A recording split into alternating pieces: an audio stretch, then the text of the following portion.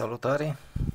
Acest tip de lanterne devine tot mai popular și mai popular pe piață. Este foarte luminos, cu linză. Iată așa, și în spate, aici se aprinde roșu. Este foarte bun pentru bicicliști. Doar că are un neajuns, așa socot eu. Aici vin din magazin 3 baterii de cele mai subțiri care vin pe la pulturile TV. Eu am rezolvat întrebarea cu un așa acumulator. Acumulatorul este de la o Nokia veche. O Nokia de aia micuță, știți voi. Am luat conectorii, firele care erau conectate la baterii, le-am păit de contactele la bateria de la Nokia. Iată așa, aici este plus minus, da? Totul este însemnat.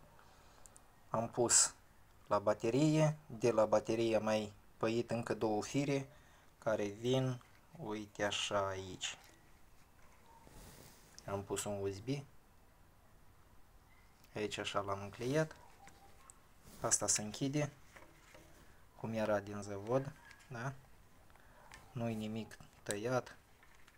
Vine bateria de la Nokia, vine foarte ideal, vine în această carcasă. Ceea ce este că eu așa am rezolvat. Aici se poate pus un conector mai mic, știu eu, de la un încărcător tot din Nokia, de alea subțiri. Iată, un conector de genul se poate depus, da? Asta este foarte subțire. Dar eu am pus de un USB. Iată așa. Asta este încărcătorul original de Nokia. Ca să fie totul al lui. Dar eu nu am mers pe asta. Am pus un USB. Iată, am avut un încărcător de acesta care era cu crocodil. Da?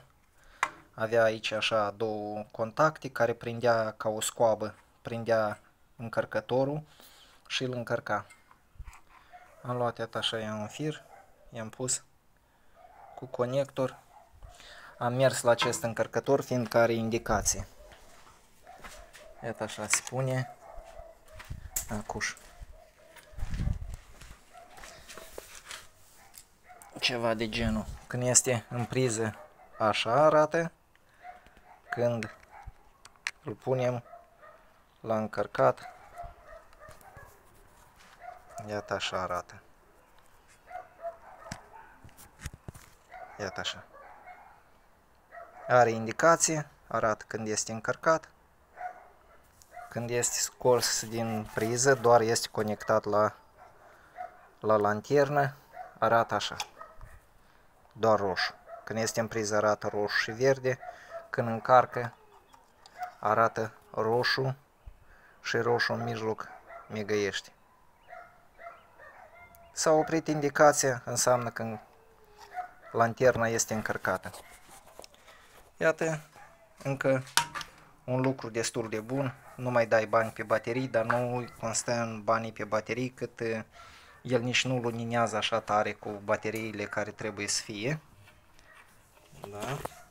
Acum vă arăt cum luminează. Iată așa, luminează el. Acum este lumina aprinsă și totuși ea. Iată, vedeți cum? Destul de puternic. Are două poziții. O poziție mai slabă și migalcă.